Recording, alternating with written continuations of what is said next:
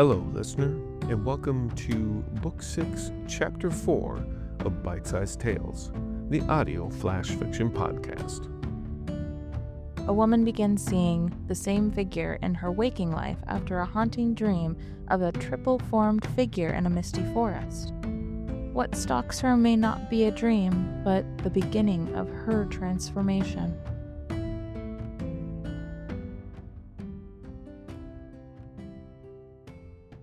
She Who Stares Back. Written and read by Dot Pryor.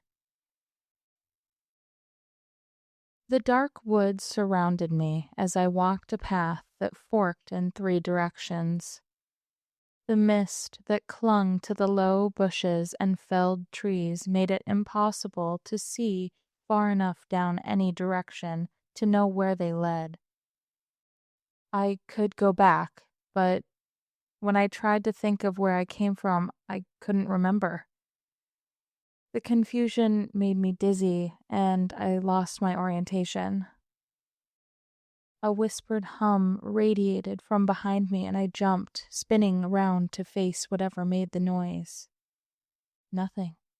Just the same hazy forest. Fear held me frozen in place, and my breath caught in my throat as a figure walked toward me. I looked down the other path, and the same figure, at the same pace, stalked my direction. The third path, exactly the same. My head swiveled in each direction as the figure approached.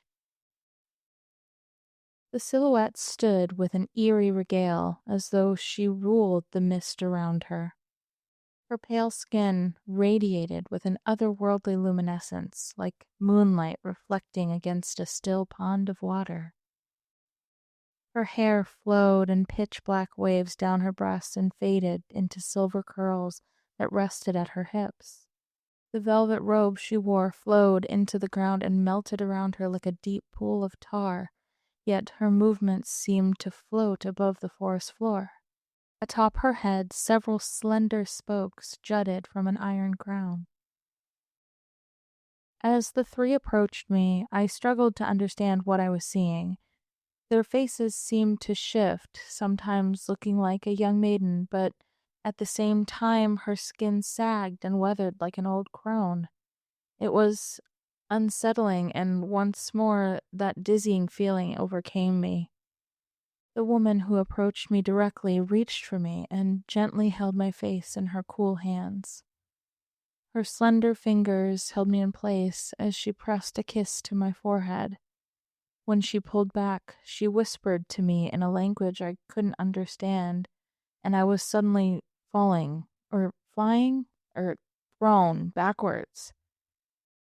I shot forward in my bed, panting and drenched in sweat.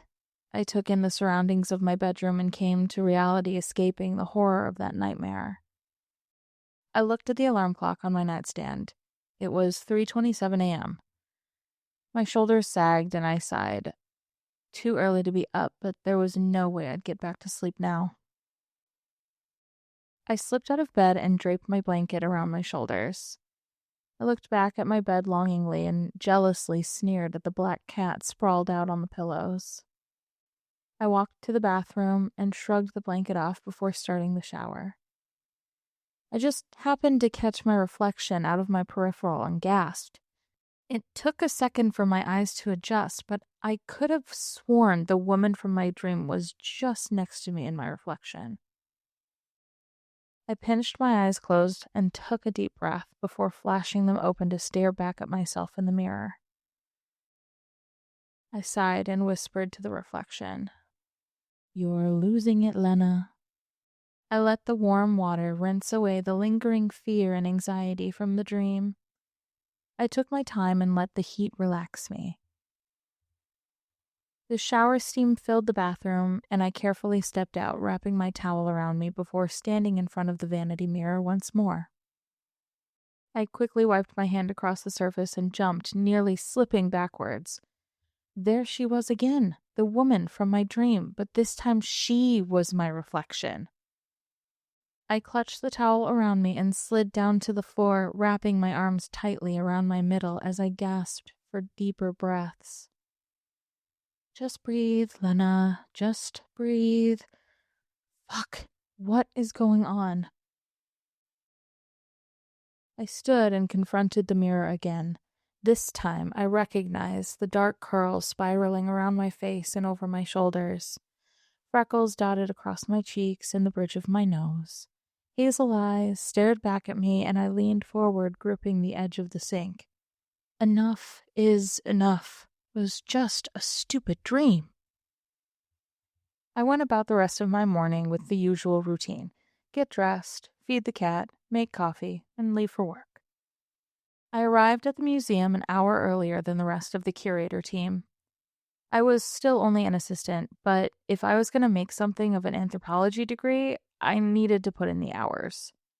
We recently received a new exhibit item for review, so there was plenty of research and cataloging to be done.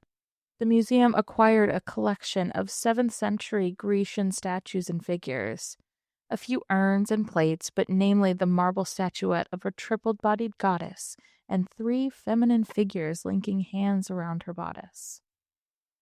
I carried the small crate to the prep lab and set it atop my station. I unlatched the lid before putting my cotton gloves on.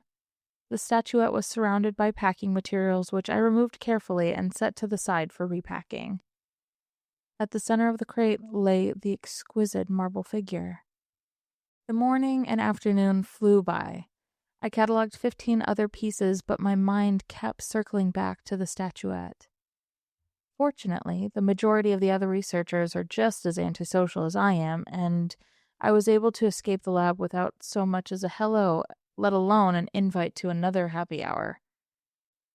I followed my routine commute back home in silence, still thinking about the marble goddess.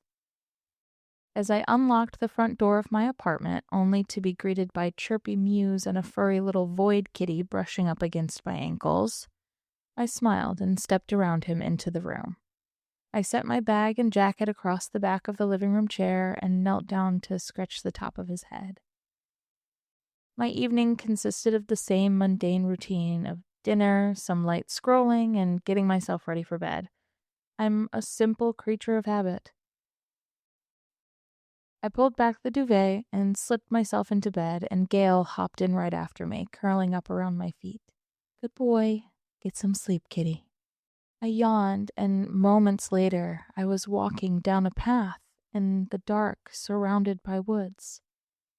I spun around slowly and met the eyes of the maiden again. She smiled darkly as she and her sister figures appeared and surrounded me. I stood frozen in fear, and they leaned closer and whispered in my ear. You were never meant to stay small. Even now, the night gathers around you like a silk, waiting for you to slip into your power.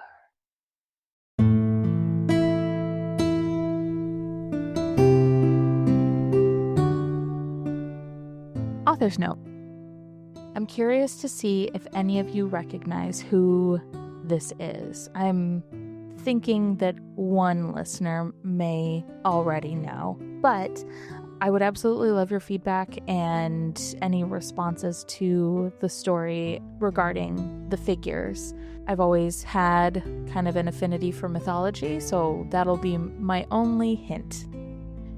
Hope you enjoyed. I really loved writing this story, and thanks for listening.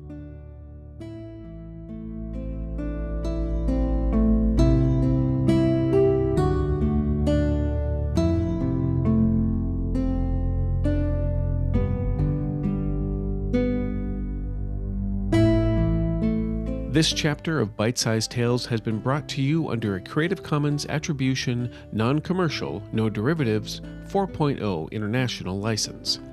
Intro and outro music is Fantasy Motion by Alexander Nakarada. If you've enjoyed what you've heard today, we greatly appreciate reviews and recommendations to your friends. For more information about our authors, please visit bitesizedtales.com or follow us on Instagram at bite_size_tales or on Blue Sky at bitesizedtales.bsky.social. We look forward to reading to you next time.